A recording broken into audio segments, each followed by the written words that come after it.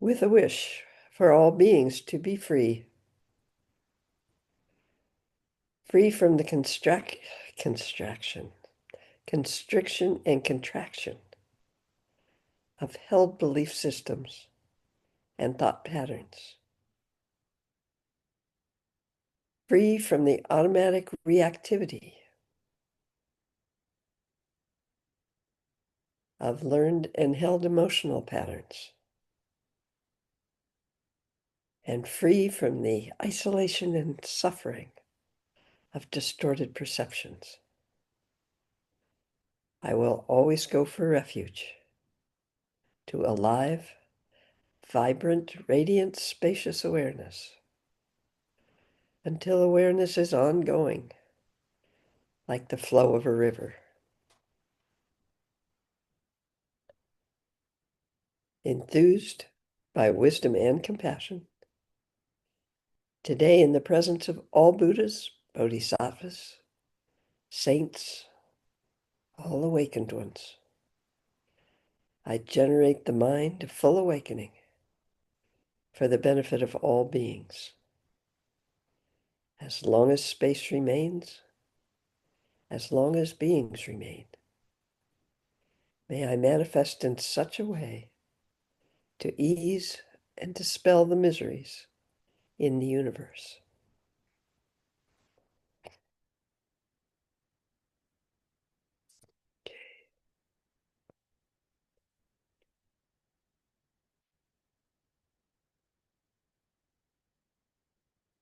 What will happen today?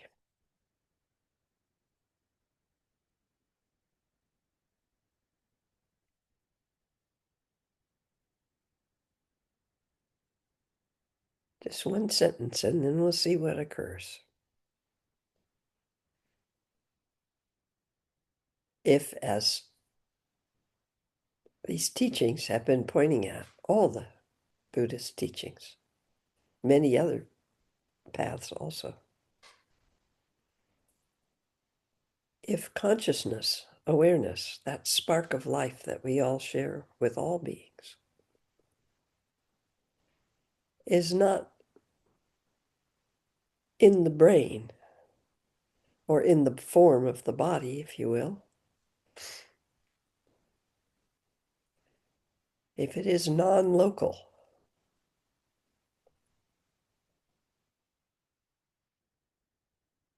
and our form dances within that, with all its own experiences from our experience with others and our thoughts, feelings, and sensations about those experiences.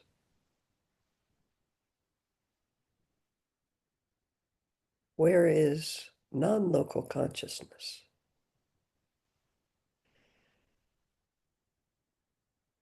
Not limited to our form, our particular form. Not absent from our particular form.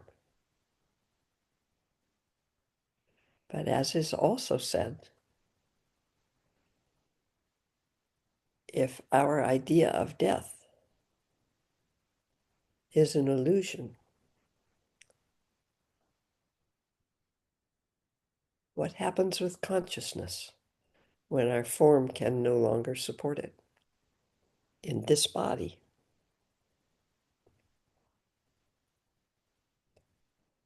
It's also said that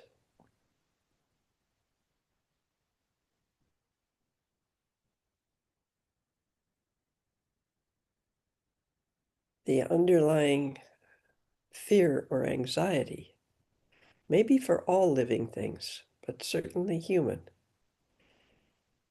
although it may have a couple of different words to express it, is actually fear of death.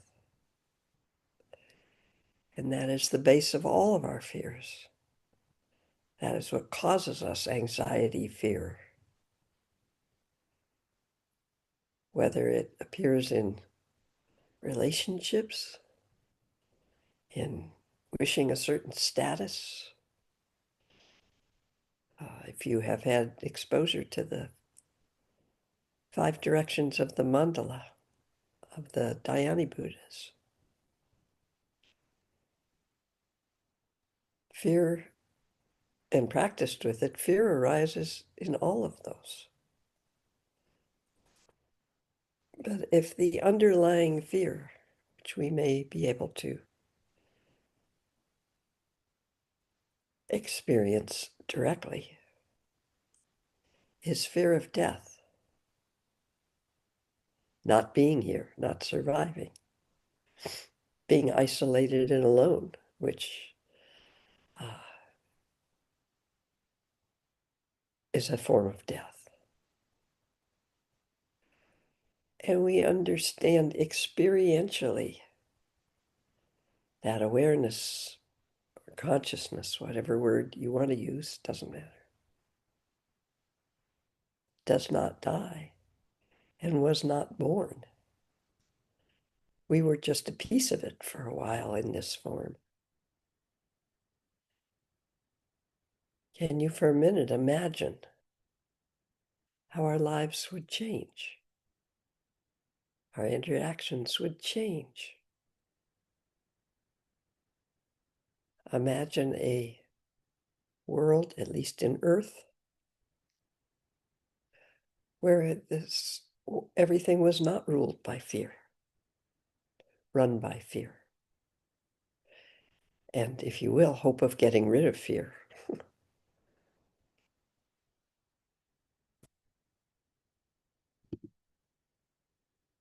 We're told this in the teachings over and over again. And we can start to understand it intellectually. But how do we let it actually permeate consciousness of this form, this awareness, this body, this mind, heart mind? So here's what comes up.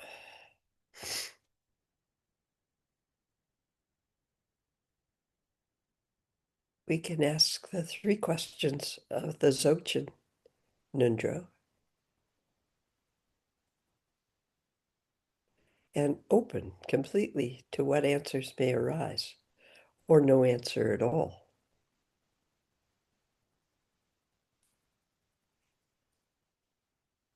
Where did I think I'll just call it heart mind, spark of life? Let's not worry about the names so much. Consciousness that has arisen in this form, or is present in this form, at least I think they're called fractals, so that every arising or manifestation contains the whole. Not we all just get a little piece of it and it all adds up together to be open heart, mind, consciousness. Where did you, in this form that thinks it's an I, and certainly feels like an I, where did you come from, that aliveness? Where are you experiencing it? You are alive. Not the moods, not the come and goes of emotions and thoughts and thought patterns and perceptions and stories, all of that, Bill Blah. That's our personality. But that actual spark of aliveness, that is you also. So 3 questions. Where did you come from? Where is your experience of aliveness right now? Consciousness, awareness, as you're having it. Where does it go when your form can no longer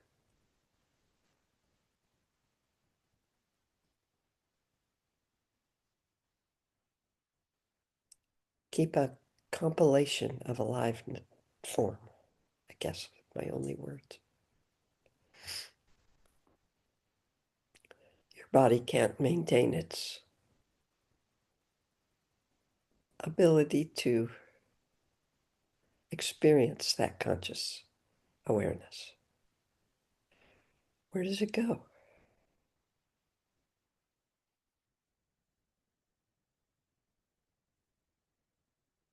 Those three questions are used for thoughts, reactive feelings. You can use sound in your mind's ear to ask those three questions. You can use touch, like imagining the feel of burlap or satin on the skin of your body.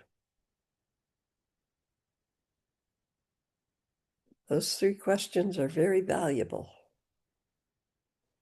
and sometimes can help us not have a canned version of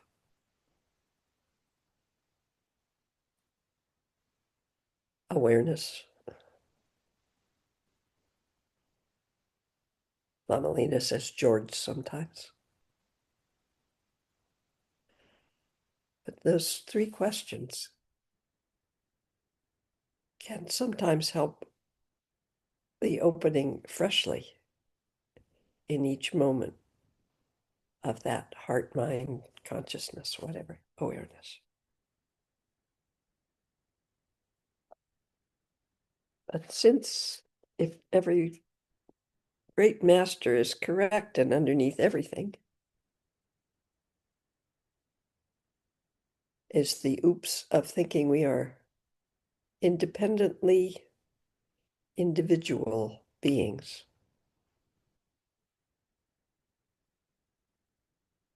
And that causes our suffering.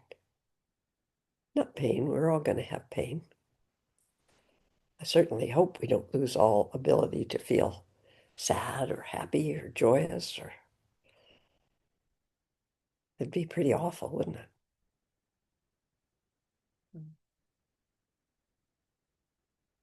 But the suffering of experiencing our existence as an individual, not denying that we have the experience of being an individual, that would be silly. If it's our experience, we're having it. No need to deny it. What if in,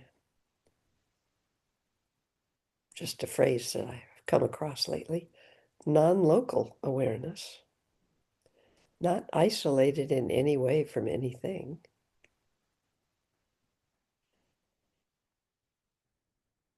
we are surrounded and we are that awareness,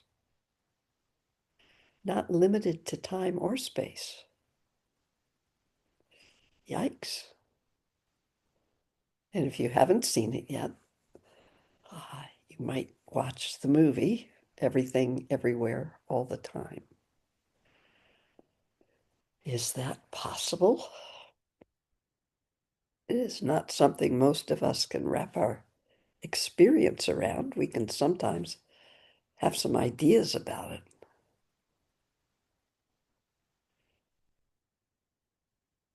Can you imagine if we somehow experienced that?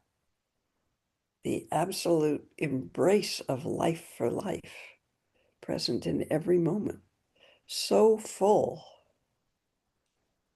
in all times, in all places. Perhaps loneliness, which we also experience because of our oops, and you can't outthink that.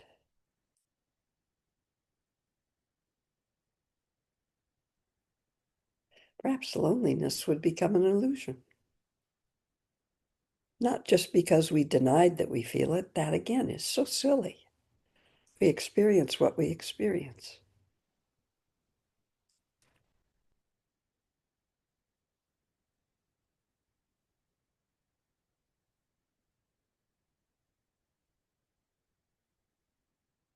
Every manifestation arising and dissolving, but not throughout time. Can't quite get it into words.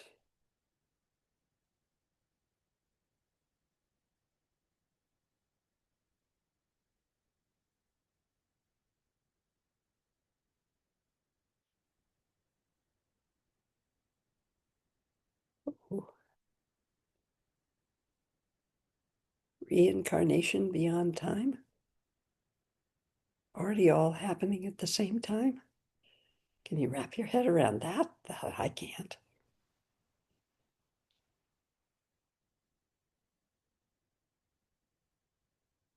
Time is an illusion and a concept.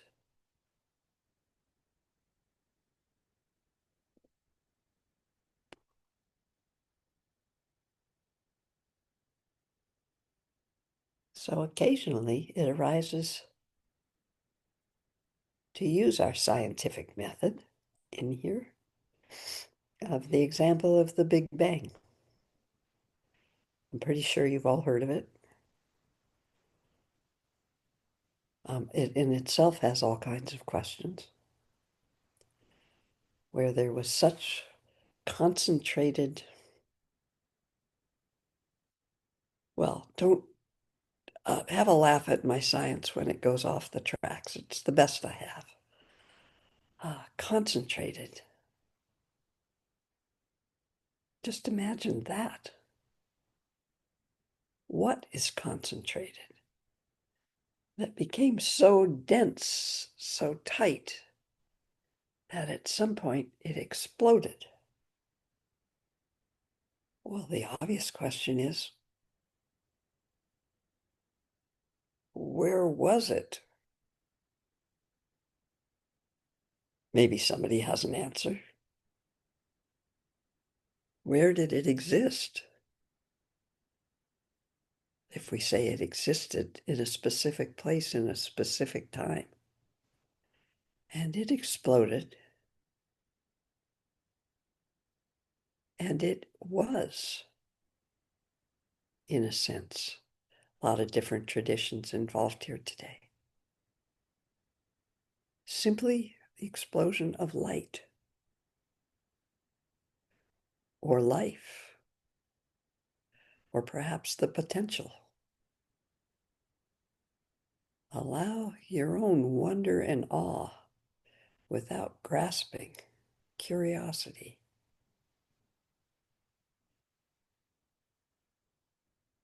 And our story will be within time, because it's hard to tell a story outside of time, isn't it? Maybe it's possible. Maybe some of you who are very creative will write a story of outside of time. I don't even know how to say it. We have some very creative people here. For now, let's just say teeny tiny, no particles, something, but not any particular thing that we could ever find, haven't ever found it. Let's just call it little tiny bits of life or light exploded into the universe.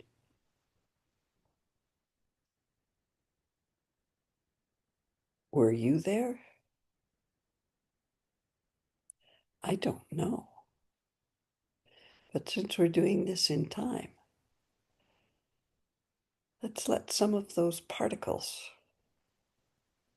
be attracted to each other and start making little piles, grouping together, sticking together.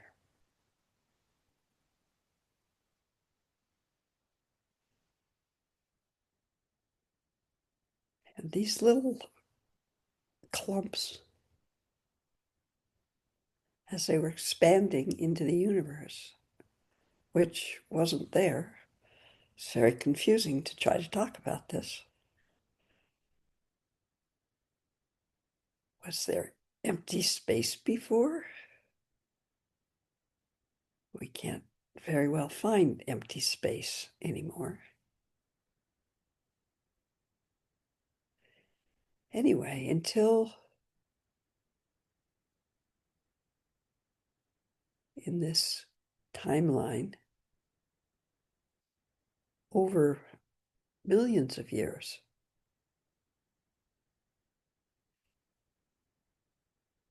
our sun became separate from all the other suns, all the other lights.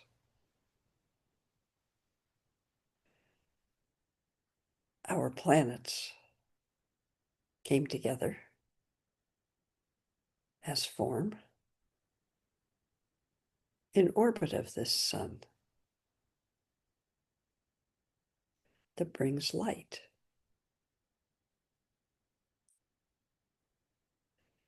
And now take some more time.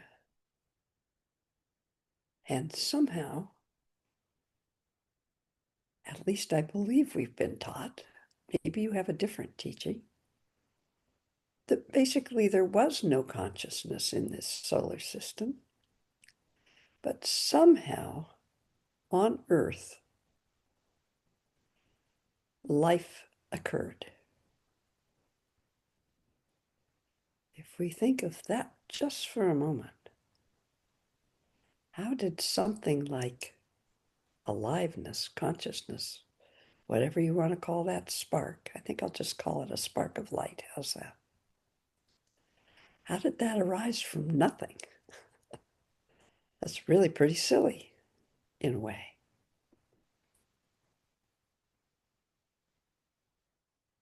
Well, we haven't figured that out yet. It's one of the great mysteries. Well, let's keep going. And through the evolution of life, eventually we got to human form.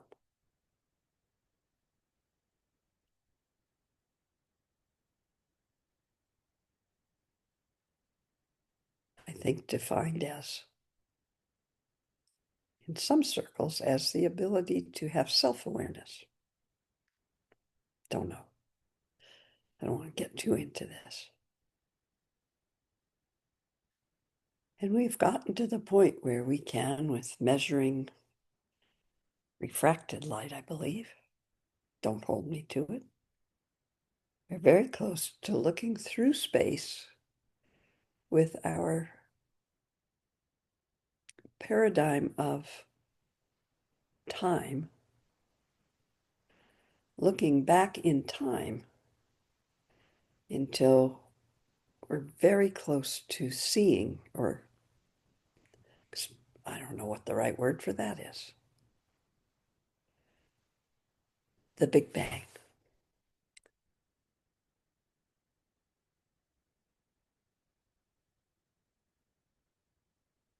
The beginning of life, or the beginning of the conditions for life.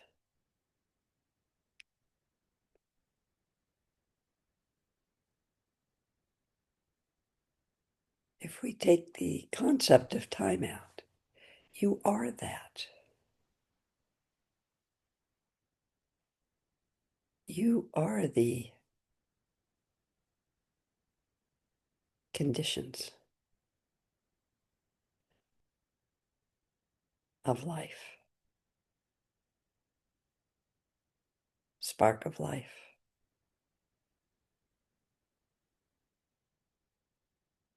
Space of life. If you want today, just allow your imagination to experience what comes up for you.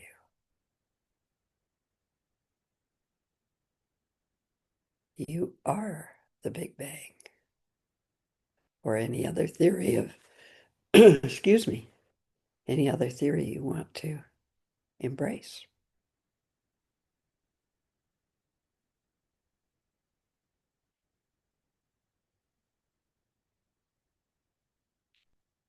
Personally, I've always had the feeling that if we say we're looking through time, but the time we're looking through makes the past time present in its own place. That's the best I can do with words. It isn't long, long ago and far, far away. What if that's just a construct?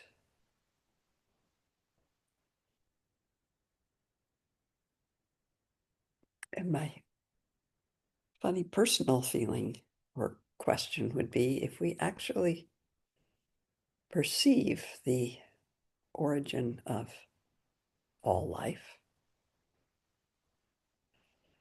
will we all be destroyed? It's just how my mind works. Can it all exist at one time, especially when we're watching theoretically when it didn't exist? Huh. Not something to worry a whole lot about.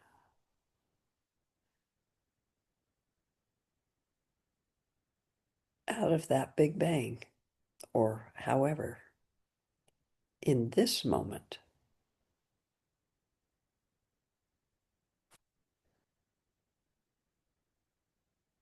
choose a spark, a bit of light. Sound, actually. It's funny, we say the Big Bang.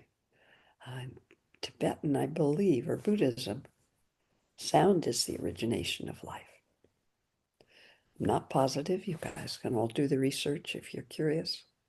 But I believe the first movement was sound, which is not terribly different from, anyway. And we call the origination the Big Bang. Ironic. Or maybe not.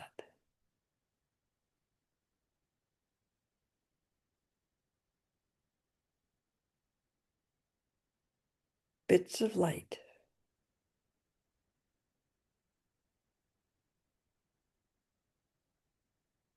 Coming together in clumps.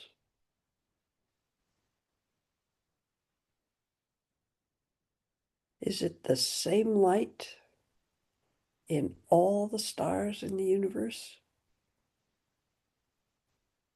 In the multiverse?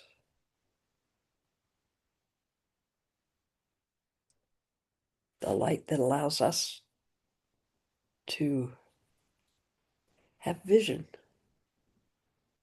to see things.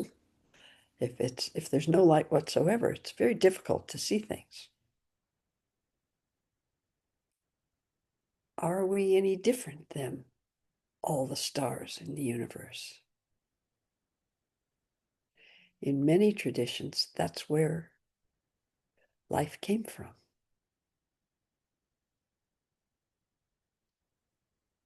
And we can rest right there as a refuge of the stars. Is anybody here not? It's harder and harder in our world to see a field of clear enough of what they call light pollution. Does anybody not like looking at the stars? If you've had the opportunity to get out of a city and be somewhere where the magnitude of the stars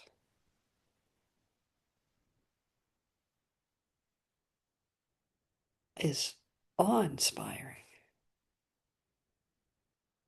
And many of us feel very, very comfortable there. Not separate.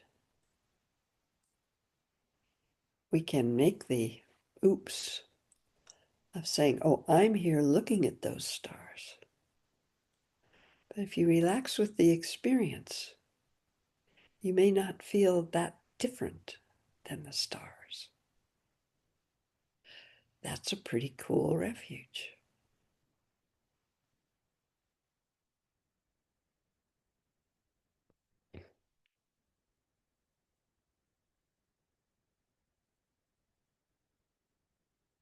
And if we play beyond duality,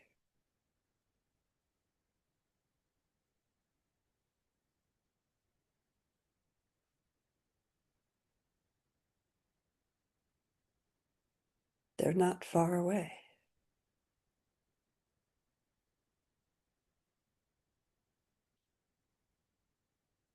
All that light present in every moment.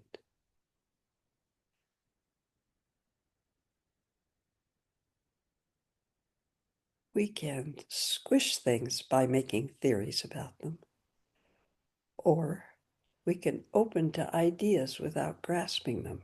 Experiential shifts is what I would rather call them. What if, since all light originated from something that we certainly don't know, but let's go with the Big Bang, and we now know from experiments that light particles can communicate with light, I won't say particles, photons, can communicate instantaneously with each other. Might all the stars communicate with each other?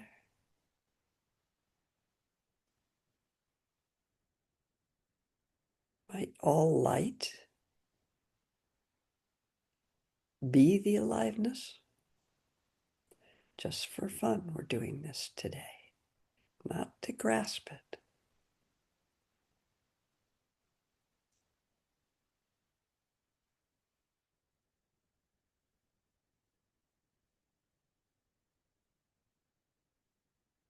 Might all the interconnectedness of all stars having arisen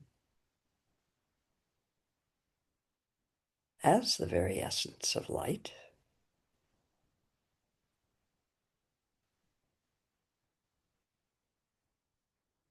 how are we separate?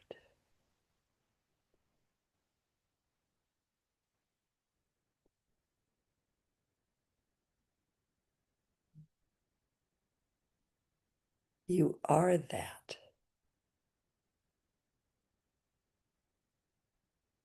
That's pretty big.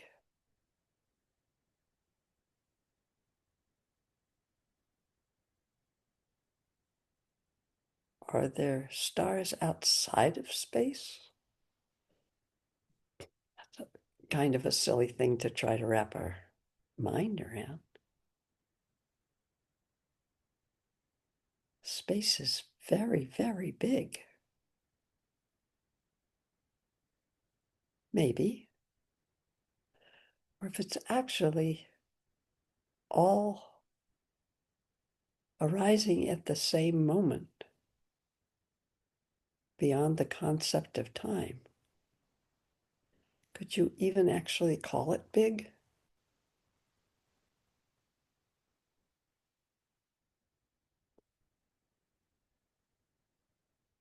Wonder, awe, curiosity, openness.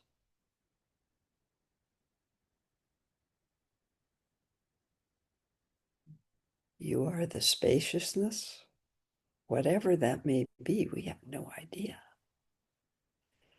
You are the light of aliveness, fully, not just a little piece of it. Oh, look, the light's out there and I got to have a little piece of it, so I'm alive. No, you're fully light. You're fully all space, spaciousness, undefined. We always say, oh, it's so big. That's a concept. And we are this arising with that fully a part of us and fully a part of everything, everyone, never separate for a second.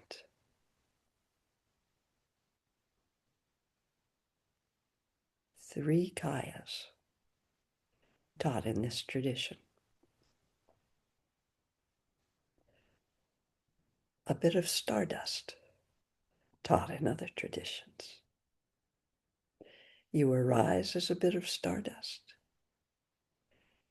When your form is unable to hold itself, you dissolve back into the stars. That's a lovely term. Metaphor? Is it real or is it not?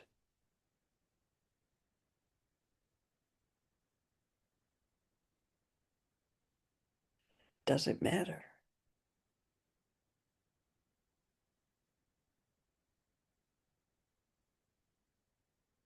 Unless you worry or start to get very big-headed at going, whoa, look at me. I'm all of that. So's everything else.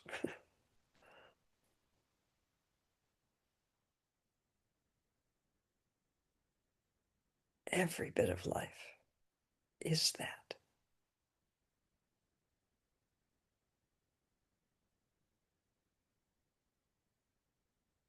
When and if we rest in not the concept of this, but we have a moment of the experience of that in some fashion. Doesn't have to be perfect, doesn't have to be right. There isn't anything that's possible to explain about it, really, or grasp onto. In that, magnificence is the word that comes to mind. How would there be anything to hold on to?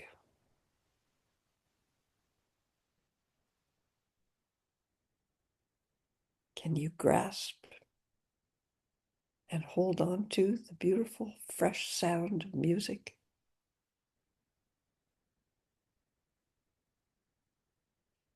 Oh, we can play something very close in our mind's ear. It's a little bit the difference between hearing music live and hearing music recorded.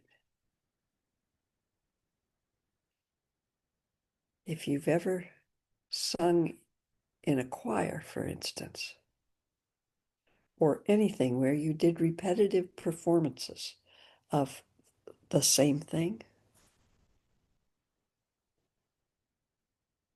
they're never the same. They're fresh in that moment. And even if they're a recording, we probably never hear them exactly the same way.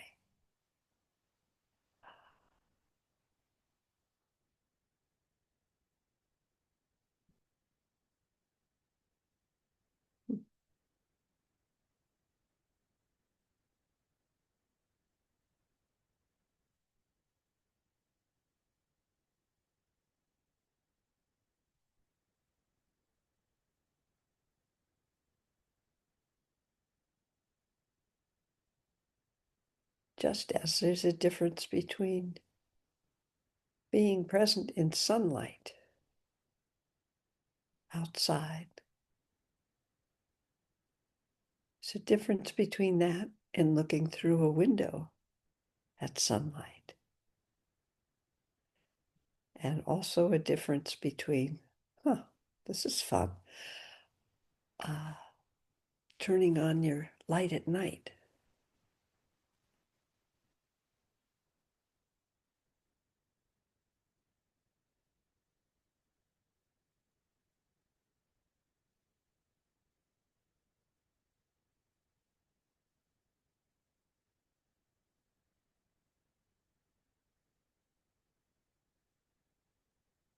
These may somehow be metaphors, whatever the right word is, for the three kayas.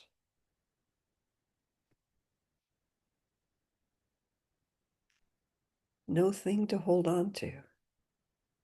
because you are already everything.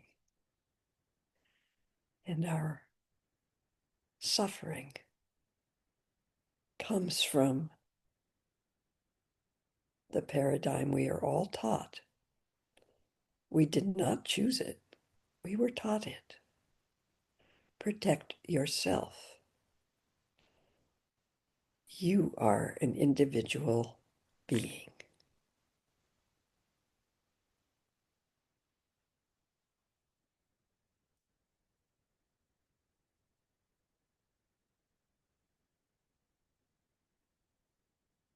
What if we're just little non-specific particles, since nobody can find a individual thing that's a particle that makes us?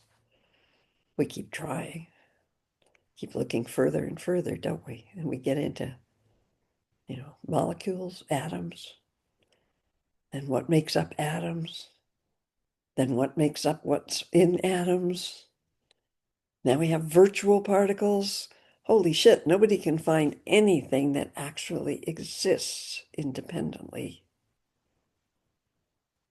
The further we look, the less there is of anything. Well, not really less, but wow. Does that mean nothing matters? Oh, I think it's the experience is utterly that everything matters. Even though there's maybe no thing here.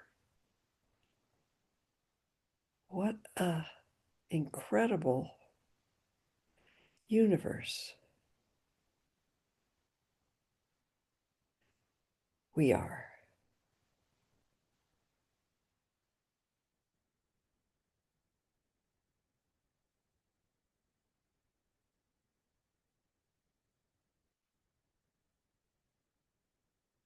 For some of us, this will feel overwhelming, and we will grasp back to, but I am this. Where did that this come from? Where is it at this moment that you're experiencing it? Where has it gone so many times when you've felt, been, thought, acted differently?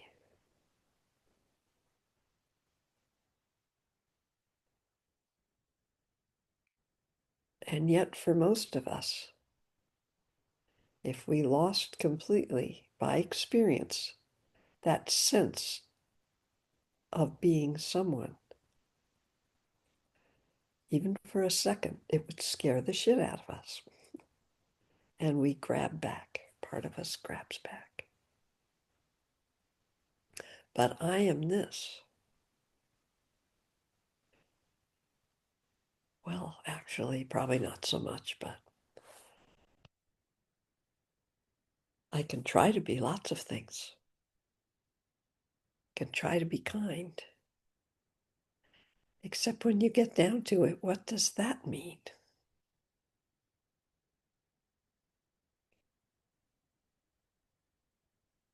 Wouldn't we have to experience the whole of the universe without any concept of time limitation to have, we probably couldn't have any idea, to have a spontaneous arising of kindness? I have no idea. Is it kind to tell an alcoholic they're an alcoholic? Is it kind to tell someone who is probably in the process of dying? They've already been told that. Is it kind to keep telling them so they'll be sure to understand the whole thing? What's kind? There is no thing that is kind, is there? What might arise as kindness to one person, just in one instant, that same action might feel like meanness to another person or another being.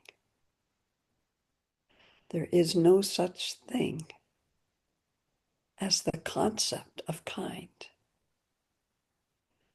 There's only, and we try so hard, most of us, and that's not bad. I'm not saying any of this is wrong. We try so hard, most of us, to be kind. Can you for a minute see that there is no such thing? What we label kindness may spontaneously arise, but never the same way twice. Wow. What the heck can we hold on to?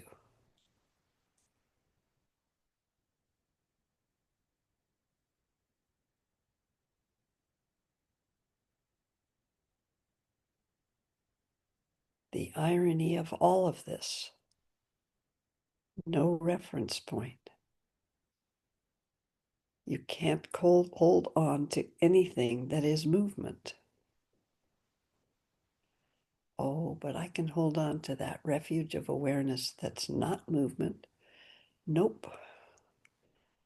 It may always be there. It's not an it. You are it. You are that. But it's fresh in every moment. You can't hold on to it. Well, crap.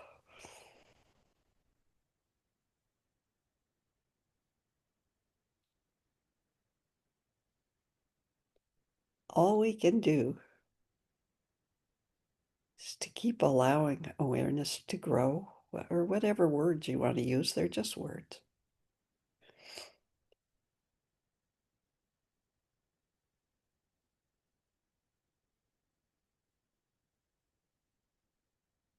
Those who have woken up, and who's to say you wake up once? Might you wake up in every moment? Or might there be awakeness in every moment, freshly? So not, oh, I'm awake, oh, I'm not awake. That's all kind of silly, isn't it? But what we have seen from beings who are considered awake, aware, whatever, is underneath their personalities, which may be grumpy, they may be, yeah, they can be anything, their personalities. There's something that is not running away from, that personality is no longer running away from. Ah, words. If I say there's a joy underneath consistently, no matter what's arising, then we all think we have to look for joy. Oh, I don't have any joy right now. No, there's no word for what's being pointed at. But we are often drawn, at least on this particular path in our group, to beings that seem to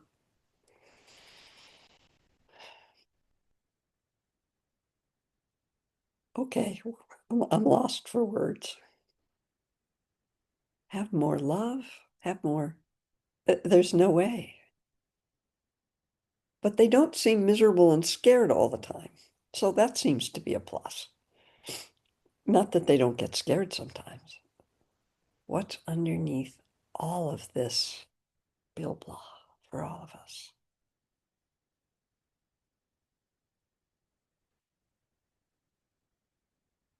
Where did you come from?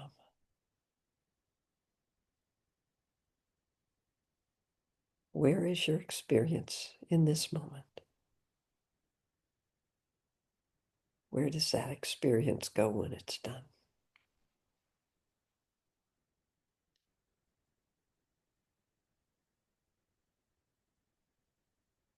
Even when we're having an experience of joy or love or happiness. For a second, it might be completely open before we attach it to something and want to hold on to it and explain it and make it be something. Where does that come from? Who's having it? the very first experience of it.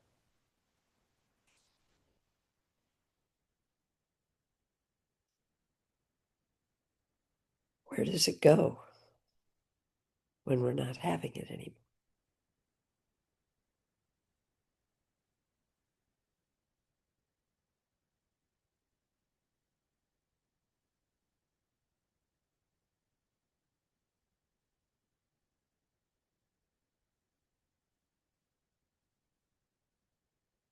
I like the example or whatever of a little kid. We've all had this story, or we've all had this experience with their hand in the cookie jar. That's what we are most of us all the time. We have our hand trying to hold on to the cookie, grasp it, and experience it.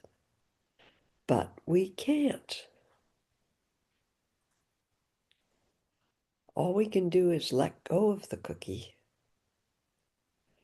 And in a very bad analogy, maybe learn to turn the jar upside down. And we find there's an infinite number of cookies. How about that for a fun analogy? And not only that, we are the cookie also. Okay. Some analogies just don't hold together very long.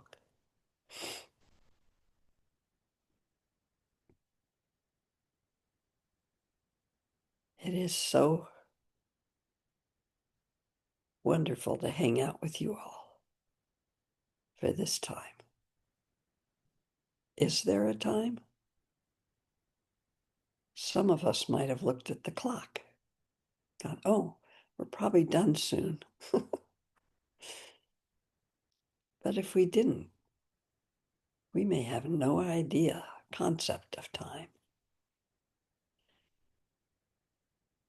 Pretty fun in this experience. How's that?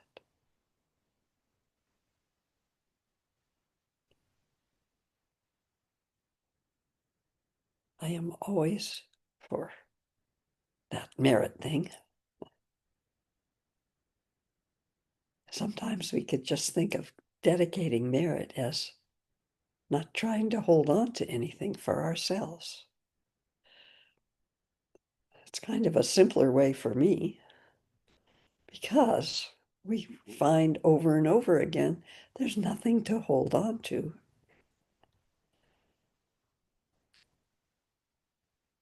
So I feel I feel gratitude opening. There is gratitude for us coming together because this does not happen without you. Please don't doubt we are creating all of this together. Even if it's one of those days where you go, this sucks. Doesn't matter. Everything gets to be here. So thank you for being part of the creation manifestation of today. May all beings have opportunities. We can be aware of them in our own patterns or when they fall away. For moments that are not measured by time. For moments that aren't described by the I that thinks it's us. For moments, even if it's just a second, of what is freedom.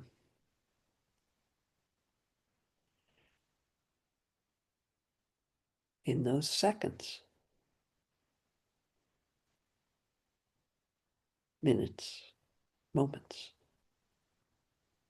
may we not grasp, simply let the arising organically expand into the universe, touching all beings.